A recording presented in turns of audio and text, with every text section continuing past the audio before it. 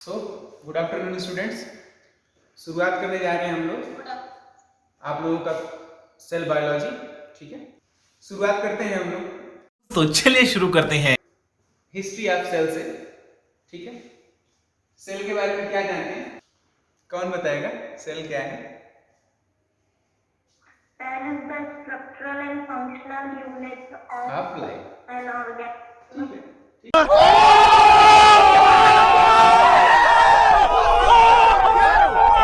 it is the structural and functional unit of life या organism. इसका मतलब यह है कि सेल को काम करने के लिए, ऑर्गेनिज्म को काम करने के लिए आवश्यकता रहेगी एक सेल की। तो जो पूरी बॉडी बनी हो किससे बनी है? आइए बेस से पहले यूनिट से लेकर के और पूरे होल बॉडी तक की संरचना कैसे कैसे डेवलप हुई यह देख लेते हैं। सबसे पहले सेल डेवलप हुआ, बहुत सारे सेल मिल करके आपस में क्या बनाए? टिश्यू बनेंगे। बहुत सारे आपस में टिश्यू मिल करके क्या बनाएंगे? Organ system. ऑर्गन या ऑर्गन सिस्टम। ऑर्गन जब प्रॉपरली वर्क करते हैं सिंक्रोनाइज वे में तो पूरी बॉडी का निर्माण होता है। सेल, टिश्यू, ऑर्गन और बॉडी में डेवलप होते हैं। आइए थोड़ी हिस्ट्री में चलते हैं, हिस्ट्री की बात करें। Who is the discoverer of cell? आज आप लोग प्रॉपर रिस्पॉन्ड करिए क्योंकि ये तो 12th से भी पढ़ते आते हैं ना हम लोग। सेल के डिस्कवरर थे रॉबर्ट हुक जी। 1665 में लंदन में खोज किया था इन्होंने। क्या किया था इन्होंने? कार्प को लिया, क्वेरकस सुगर प्लांट के वुड है जो जिसे कार्प कहते हैं, उस कार्प को लिया, उसके 3 स्लाइसेस काटे। 3 स्लाइसेस काटा तो कुछ इस तरह की संरचनाएं उनको दिखाई दी। स्टूडेंट्स, बहुत ही इंपॉर्टेंट टॉपिक है ये हिस्ट्री से भी, और जो ओवरऑल सेल साइकिल और सेल बायोलॉजी जो हम लोग पढ़ रहे हैं, वेरी वेरी इंपॉर्टेंट टॉपिक। न सिर्फ बीएससी बल्कि कंपटीशन पॉइंट ऑफ व्यू से भी, जो लोग एमएससी वगैरह की तैयारी करना चाहते हैं, जो लोग कंपटीशन की तैयारी करना चाहते हैं, सेल बायोलॉजी को बिना पढ़े पास नहीं हो पाएंगे। तो यह आवश्यक है कि इसका विशेष ध्यान दें। रॉबर्ट हुक 1665 में लंदन में उन्होंने क्वेरकस सुगर प्लांट की लकड़ी है कार्प के 3 स्लाइसेस काटे। इन 3 स्लाइसेस में इस तरह की संरचना देखा, इन्होंने इसका नाम दे दिया सेल। एक्चुअली उनके अनुसार सेल का जो मतलब होता है वह है कंपार्टमेंट। उनके अनुसार सेल का जो मतलब था वह था कंपार्टमेंट। ठीक है, क्योंकि वो लैटिन नाम दिए, लैटिन भाषा में नाम दिया था उन्होंने। तो जो सेल शब्द है इसका मतलब होता है चैम्बर। चैम्बर लैटिन भाषा में सेल का मतलब होता है चैम्बर यानी कि कंपार्टमेंट। तो कंपार्टमेंट से उनका अभिप्राय था कि यह कंपार्टमेंट खाली है। सेल रॉबर्ट हुक ने जिसको सेल नाम दिया, चूंकि वह सभी डेड सेल थी इसीलिए उनको कोई सेल आरएनए कोई न्यूक्लियस दिखाई नहीं दिया, उन्होंने नाम दे दिया सेल। वास्तव में ऐसा होता है क्या? वास्तव में सेल के अंदर क्या क्या चीजें पाई जाती है जरा बता दीजिए। अगर हम यूकैरियोटिक सेल्स की बात करें तो पहला न्यूक्लियस, दूसरा साइटोप्लाज्म, सेल आरएनए चाहे क्लोरोप्लास्ट हो, endoplasmic reticulum, Golgi body, mitochondria, चीजें पाई जाती हैं। ऐसा कुछ उनको दिखा नहीं, फिर उन्होंने सेल नाम दे दिया। और सेल का मतलब होता है चैम्बर, एम्प्टी चैम्बर। इसका मतलब यह है कि जो आज तक सेल नाम चला आ रहा है वह क्या है? एक मिसनॉमियर है। क्या है? मिसनॉमियर है। होना ऐसा नहीं चाहिए। क्यों? क्योंकि जो सेल शब्द है वह तो एम्प्टी चैम्बर के लिए दिया गया है। बच्चों याद रखिएगा, पुराने लोग जब आपसे इंटरव्यू में पूछेंगे या प्रैक्टिकल में पूछेंगे तो बताएंगे कि क्या सेल एक मिसनॉमियर है? अगर आप हाँ कहेंगे तो फंसेंगे, अगर ये नहीं बता पाए तो जरूर बताइएगा yes sir cell is a misnomer because cell का जो लैटिन नाम है उसका मतलब होता है सेलुला। सेलुला मतलब होता है चैम्बर, जो कि एम्प्टी चैम्बर की बात करता है। तो ऐसा क्यों हुआ? ऐसा इसलिए हुआ कि रॉबर्ट हुक ने जिसको देखा था वह डेड सेल्स थी, और डेड सेल्स के अंदर किसी तरह का ऑर्गेनेल उन्हें नहीं दिखा, कोई ऑर्गेनेल नहीं दिखा उन्हें। न्यूक्लियस, न्यूक्लियोलस, इस तरह की कोई संरचना, गोल्गी बॉडी, एंडोप्लाज्मिक रेटिकुलम नहीं पाई गई। ठीक है बच्चों, यहां तक समझ में आया आपको? Yes, sir. क्यों भाई नैन्सी, कहाँ हो? सुनाई दे रहा है? Yes, sir. अभी वॉइस आ रही है, पहले नहीं आई थी सर। वो प्लांट का नेम पूछ रही थी मैं, आपने क्या बोला था? क्वेरकस सुबर, क्वेरकस सुबर, आप इसी यही एक प्लांट नाम लिया है, क्वेरकस सुबर। मैं लिख देता हूँ बच्चों, क्वेरकस, क्वेरकस हाँ सर। सुबर, क्वेरकस सुबर लिखा है, क्या ये सही लिखा हुआ है? नो इट्स रॉन्ग, क्यों? क्योंकि इसके नीचे अंडरलाइन नहीं है। बाइनोमियल सिस्टम ऑफ क्लासिफिकेशन क्या कहता है? Every botanical name should be underlined, ठीक है? चलिए, यह बात थी 1665 की। 1665 में रॉबर्ट हुक ने ये चीजें की, ठीक। अब ठीक 10 साल बाद 1775 में एंटोनी वान ल्यूवेनहॉक ने, ये एक व्यापारी थे, he is not a scientist, ठीक है, व्यापारी है, डच है। उन्होंने छोटे छोटे ग्लासेस को, टाइनी ग्लासेस को जोड़ करके एक लेंस बनाया। तो जो पहला लेंस तैयार हुआ वो इन्होंने तैयार किया, इन्होंने ही तैयार किया।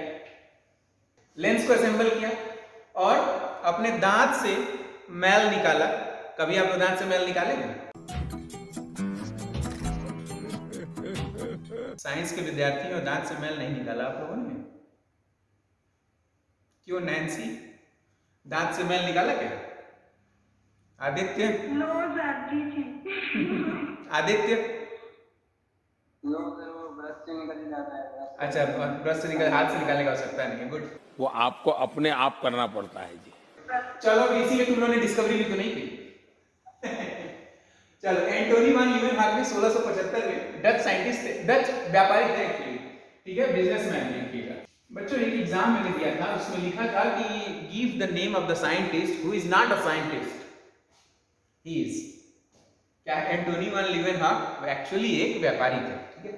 उन्होंने लेंस को असेंबल किया, उसके बाद डिस्कवर किया cell in teeth scum, teeth scum दांत की मैल में, और नाम दिया and give the term animalcules, give the term animalcules, ठीक है, give the term animal क्यूल्स।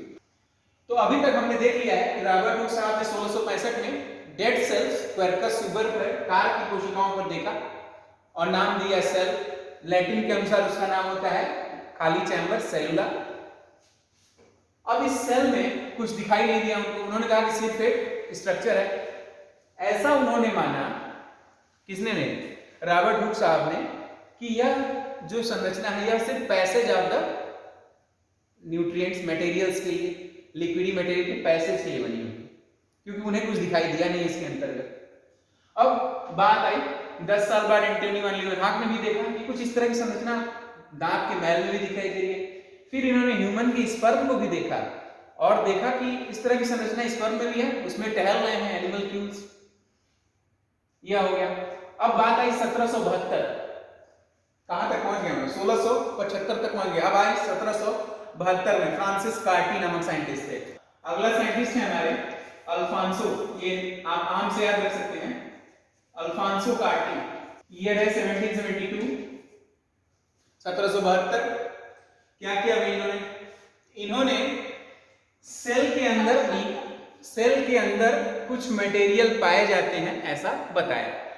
He only say that cell has some materials inside it, बस इतना ही बताया इन्होंने 1772 में।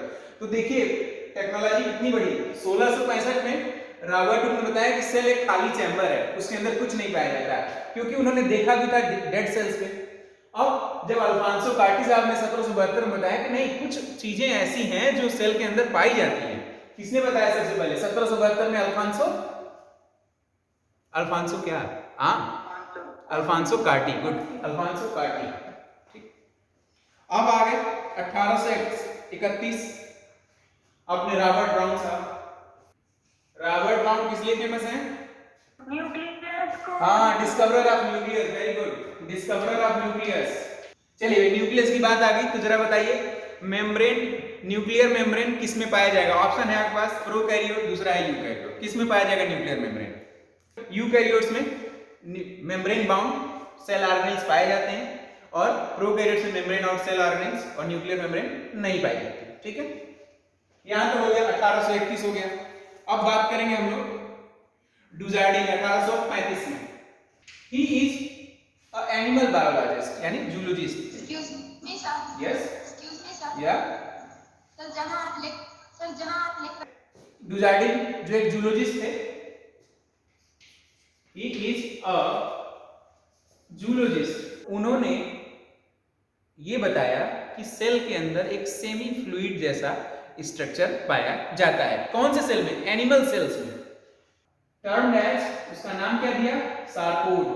बच्चों कम से कम 20 बार पूछा जा चुका है कॉम्पिटिटिव एग्जाम में कि who give the term sarcode. Remember, always remember, who give the term sarcode? डुजार्डिन।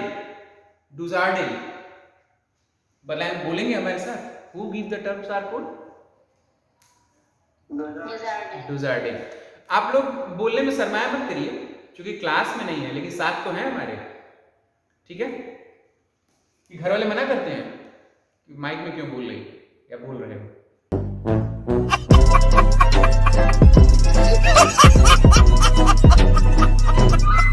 ऐसा ना हो तो जरूर बोला करिए, ठीक है? डुजार्डिन 1835 जूलॉजिस्ट थे, इसलिए एनिमल सेल को ध्यान में रखा उन्होंने, और उसमें देखा कि एक semi fluid structure, semi fluid liquid पाया जाता है जिसका नाम उन्होंने सार्कोड दे दिया। अब आते हैं पुरकिंजे पर। देखिए 5 साल के बाद 1840 में ही इज अ बॉटनिस्ट, तो उन्होंने देखा कि कुछ लिक्विडी सेल्स पाए जाते हैं और उसका नाम उन्होंने प्रोटोप्लाज्म रखा 1840 में, Johannes पुरकिंजे। also discovered semi fluid structure and give the name protoplasm। तो बात चल गई सेल के अंदर, हम लोग प्रोटोप्लाज्म तक पहुंच गए। अब एक सेल आरएनए न्यूक्लियस की खोज किसने की थी?